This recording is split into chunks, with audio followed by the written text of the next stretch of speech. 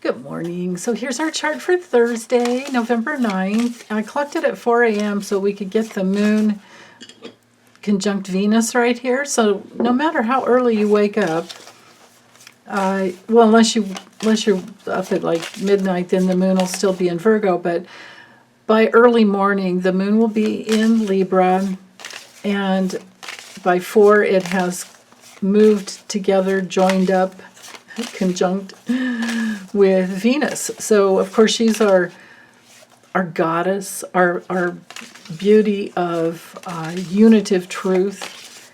Well, who will help us remember who we truly are within, because she'll help us attract what it is that we believe in, and then we can deal with that and figure out if it's true or not. And then with the moon there, everything in Libra is all about, so the moon will help us intuit something and respond accordingly. And then in the sign of Libra, both of those aspects there, we will have a bridge to find that truth. And of course, you can see the double trines up to Pluto.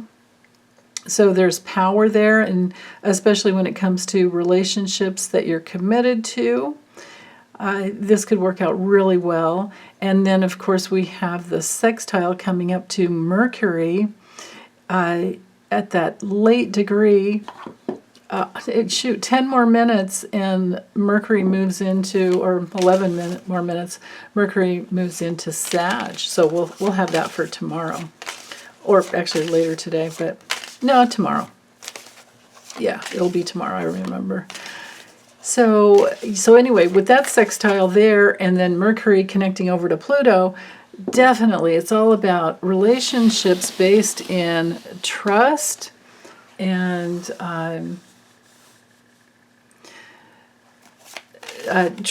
going deep, and with Scorpio energy, a lot of the times it's all about refining things, especially at that later degree. So there's some mastery coming through as the subtleties have been, assimilated and brought into your experience. And, you fine-tune with a lot of extra transformative energy there. And then, of course, with that Scorpio energy, it helps us to go deeper. It brings through the ability to, have something that's really solid. Scorpios are great at bringing more life through, even though they're used to working with conflict. So it's all about transformation. Okay, so I'm using, oh my goodness, we have three reversals, so we'll figure this out. I'm using the Monster Tarot by Joanna Nelson. If you like this deck, it comes in a nice little box, but I got it on Etsy, but I recommend getting the travel size, because she has another size that's really big, and it's a little tricky to, shuffle. So we have the Eight of, let's look at them all upright first, so you can see the artwork.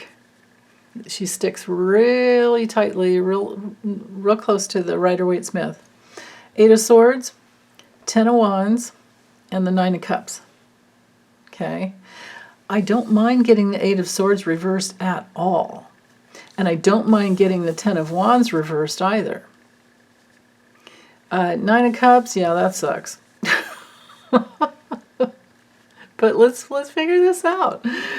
So with the Eight of Swords reversed, it can, well, sometimes, in the worst, very worst case scenario, it can be an accident, because you lose your footing, But most of the time, it's all about being released from our self-created prisons of false beliefs.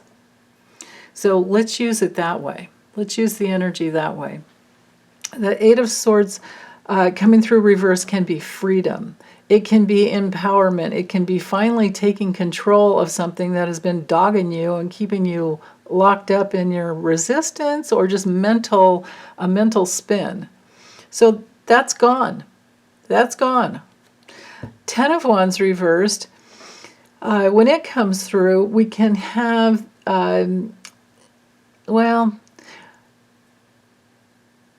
we can really, really need to delegate. I mean, when you see it upright, he's doing everything himself, but there's this little guy helping him. Check that out. We get the camera to focus. Come on. There you go. There's this little guy carrying what he can. So that's the reminder to ask for help, right? At least this guy's smart enough to put the, now here's the difference between the Rider-Waite-Smith and this deck. This deck, Joanna said, no, all those wands, batons, firewood, whatever the hell you're carrying, that needs to be on your back, not in front of you. Right? So, reversed, it could be the failure to delegate. And maybe that is the false belief that we're letting go of. That we have to do it all on our own with these two cards together. Maybe that's what this is about. So see if that fits for you. Another thing it could be for someone out there, it could have to do with taking responsibility for more than is yours when we have the Ten of Wands reversed. Or it could be that you're finally taking responsibility for your false beliefs, and that's the reason that you're out of that prison, out of that self-created prison. And now you have that release and that freedom. So hopefully that's what it's about. Now the Nine of Cups, I love look at all those eyeballs, man. the third eye. Yeah, wait, is there an eye? Take my... Yeah, they're all eyes. And the spider that's helping out. Because, they all live in nature in her world here. So, okay, but reversed, the Nine of Cups can have to do with somebody who's been kind of greedy in your life. There's that possibility. It could also have to do with overindulgence or too much belief in materialism. It could also be that you're just not very satisfied with something, but at least you're free out of that self-created prison, right?